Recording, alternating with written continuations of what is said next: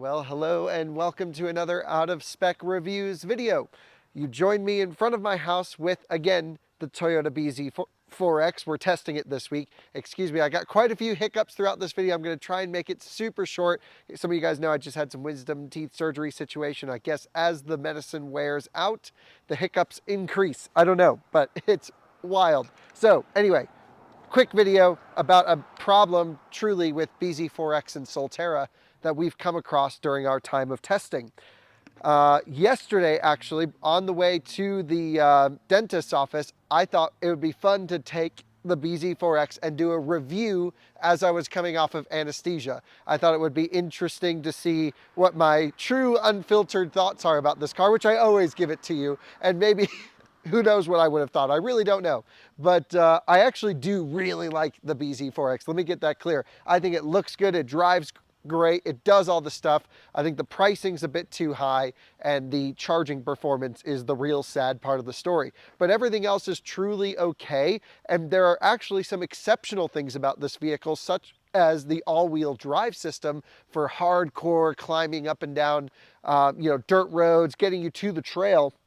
We have a whole video off-roading this vehicle, wheels up in the air, and it was, honestly, the drivetrain control, I thought, better than the Rivian was. Now, the Rivian's had some updates since we've shot that video, but still, awesome driveline control here with that Subaru-Toyota collaboration. Here's what's not great. I parked this $50,000 bZ4X in front of my house.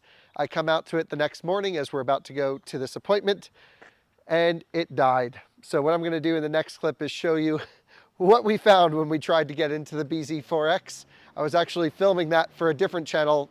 Didn't end up getting posted because we couldn't take the car. But I'll talk about what I did to fix it and what I think the problem is.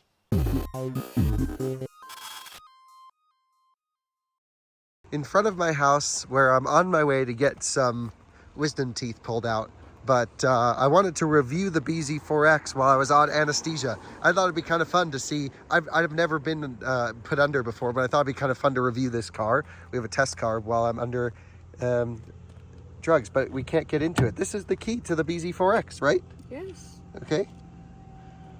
And it won't let us in? No. What? What? Seriously? Try. So you've hit. So maybe the key battery randomly? No, because it's lighting up. Oh, so maybe the 12 volt's dead in the car. What the heck? Okay. Oh, we can't.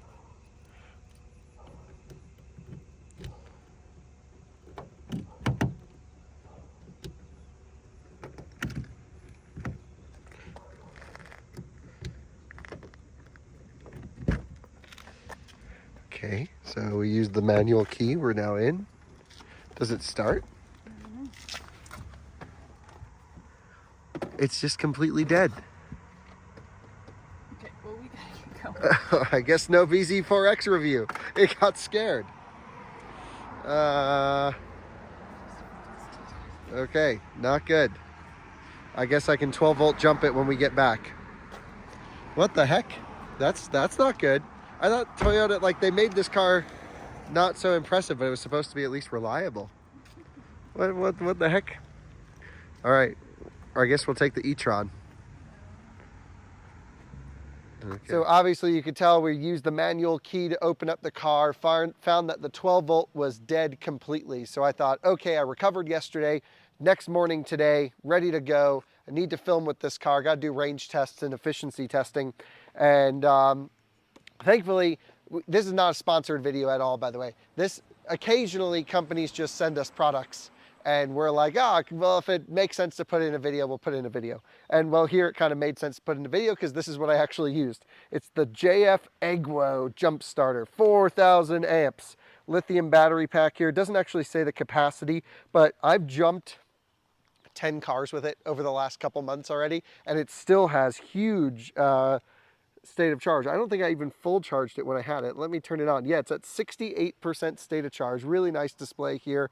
And here's how many watts You can pull. You have all of your USB-C out and in. I love that you don't have to use one of those stupid dinky connectors to charge it. You charge it with USB-C, which is the way it should be. Has USB-A and of course some other little 12-volt stuff for power out. When you want to go, there's also a little light, which is nice. When you want to jump start a car, which is kind of what we had to do earlier, I should have recorded it. You just slide in their little jump leads, boom, in you go.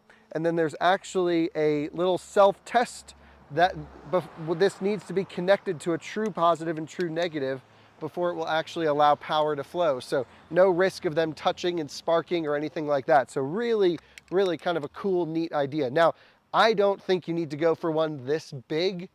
Generally, we'll leave a link to their Amazon store in the description, but my dad has one that he just bought that's a lot smaller, comes in a case. But the sad part is, if you own a bZ4X or Solterra, or even truly an Ioniq 5 has this issue as well in some other cars, you might need to keep this in your car somewhere. So I'm just gonna put this in the back. So let's talk about exactly what happened, what I did to fix it in this car. And the real sad part here is it's not just a Toyota problem. Hyundai has been known for this. One of our biggest videos on this channel has been when my dad's Ioniq 5, same thing happened to him, couldn't start. And it's not like an anomaly here, because I do want to explain a couple little things that I thought may have caused this to be an anomaly where it died. But I posted it on Twitter just an hour ago, and already just off of that one post, we have 3 other confirmed reports of it happening personally to people with bZ4X. So I know there's a big software update rolling out in Europe. There's not one here in the US yet, no timeline either, but I know Toyota will be watching this video. I really hope you prioritize this issue. First, it was the wheels. I don't think any wheels actually ever fell off in the real world, but that was just really unfortunate series of events where they had to recall the cars because the wheels could have the potential to fall off. I don't think they actually were. And then now the 12 volts are dying. So here's what happens.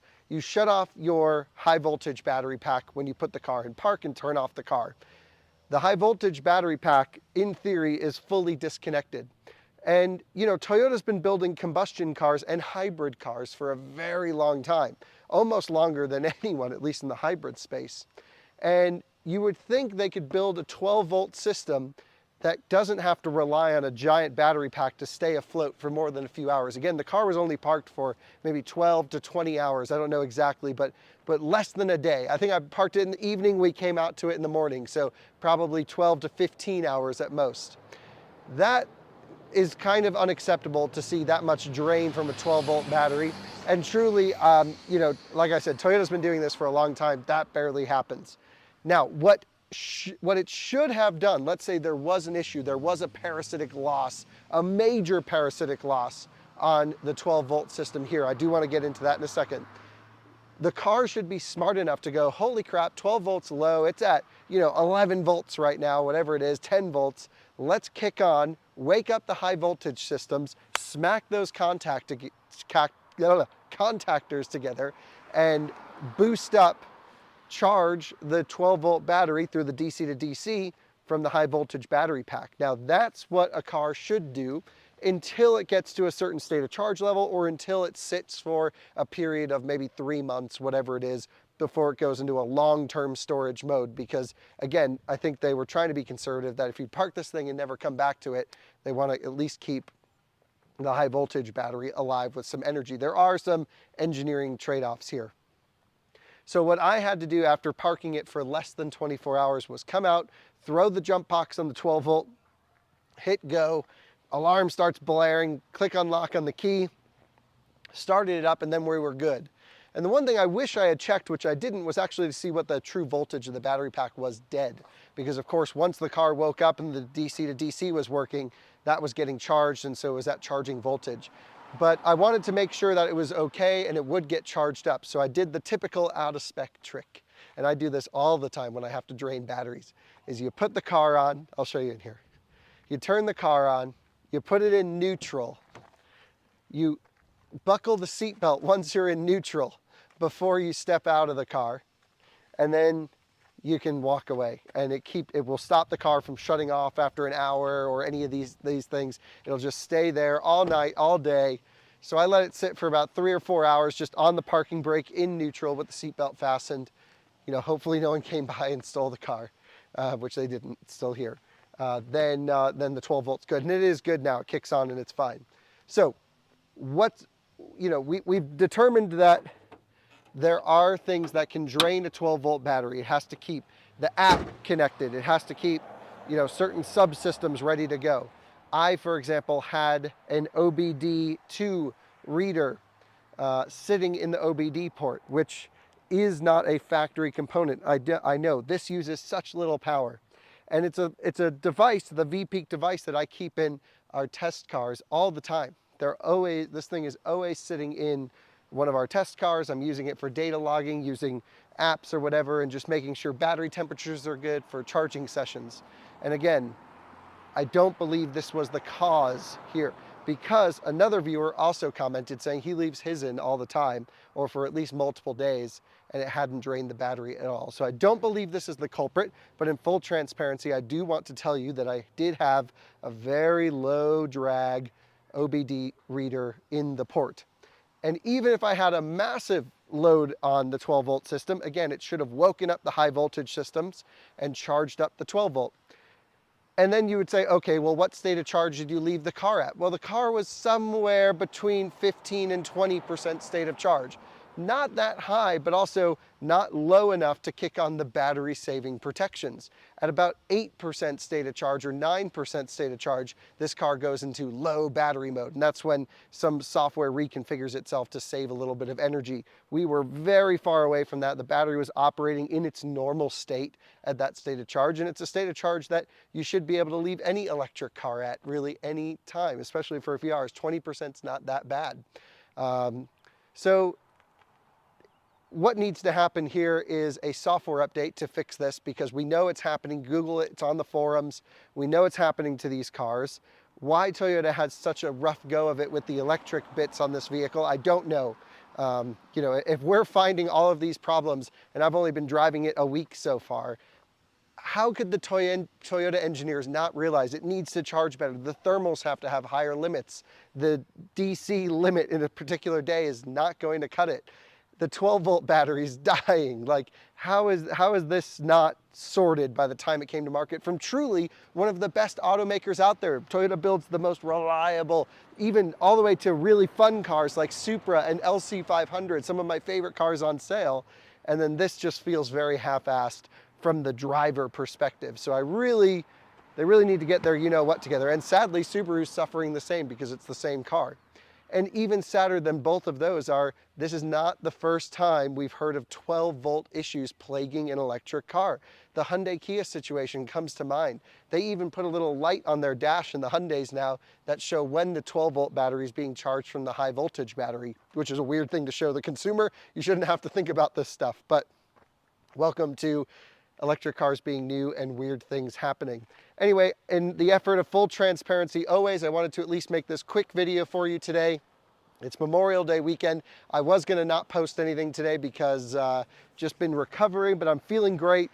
This made me laugh, and I just thought, you know what, we're reviewing a car. It can't always be positive. You guys know me. When something's good, I'm the first to tell you. When something's bad, I always have to be the first to tell you as well. This is our experience. I hope Toyota reaches out with a plan. I hope they get the cars updated with the new software that's already rolling out in Europe. I see Bjorn has one. I haven't seen the videos yet, but I know he has new software.